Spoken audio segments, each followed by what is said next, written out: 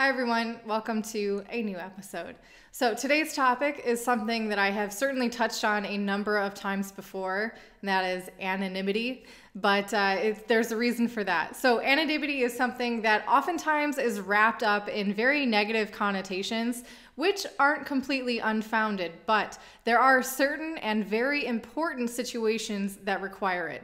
So today I want to take a look at what's been happening lately, as I think it serves as an excellent reminder why anonymity is an important thing.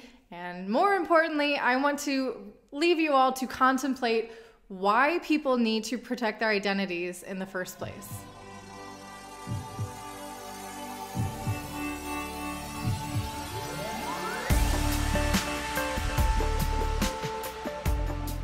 So first, I want to address the situation between Craig S. Wright and, for those of you who are fluent in crypto Twitter, HODL or not. So now, right off the bat, the hypocrisy in this particular situation is hilarious to me.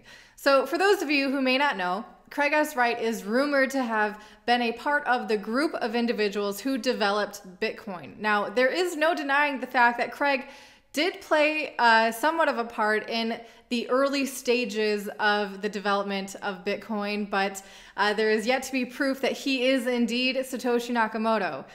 That is, unless you take his word for it, which he is happy to declare to the world that he is. In fact, if you don't believe him, or if you are particularly vocal about the fact that he is not Satoshi Nakamoto, Craig S. Wright will be happy to take some legal action against you. And that is exactly what we're seeing in this particular situation. Now, I'd like to take a moment, walk through memory lane to 10 years ago when the Satoshi figure created Bitcoin, and how he went through great lengths in securing his anonymity, and who also relatively quickly removed himself from the spotlight.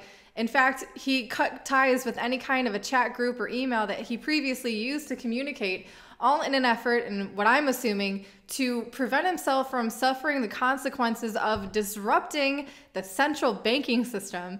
And what I'm gonna also, I think, is also because he didn't want new users gravitating toward his every word and action. The mystery of Satoshi Nakamoto has plagued this space since the beginning, of course. And in fact, I don't think that we're ever gonna find out really who Satoshi Nakamoto was. In fact, I prefer it that way because if you think about it, it doesn't really matter who created it.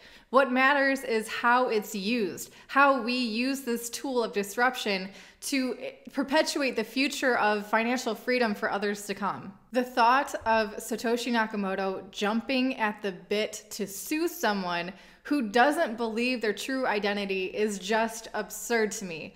But what's worse is thinking that Satoshi Nakamoto would go through great lengths to reveal someone else's identity without their wishes, which is exactly what Craig Wright is doing to HODL or not. In fact, he is invoking the public to take part in some kind of a witch hunt by trying to identify HODL or not based on the photos of tattoos of his that have been posted on the internet. All for what? Pride? Shame on you, Craig. Okay, now getting back to anonymity. There has been news about Julian Assange and his particular situation in the Ecuadorian embassy in Great Britain.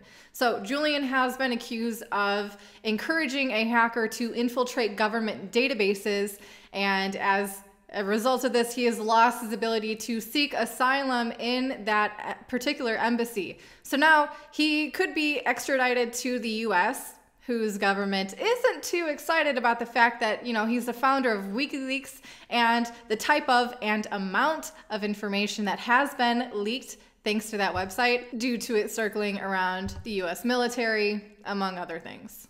All right, now I'm gonna do my best not to get too anarchist on here and keep it to the crypto space, but you cannot deny the fact that governments and their ability to take extreme action are continually the main motivation of individuals wanting to keep their anonymity in this space. There's this type of ominous threat of violence or depravity that is just not very welcoming to people who have made it their life's work to disrupt that system and provide honesty and freedom to others. All right, and on a side note, for those of you who might have seen my latest tweet talking about some life changes that have been happening with me.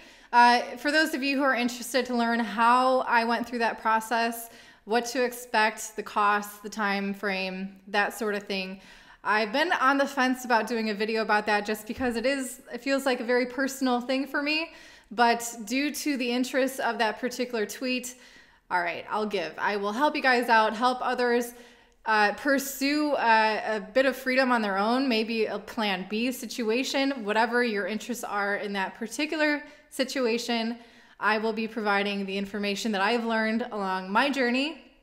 Yeah, so that video will be coming out next week. And if you guys have any questions about that, please feel free to leave a comment on my tweet or here on this video, and I'll try to provide as much helpful information as I can. All right, that's it for today. Have a good one.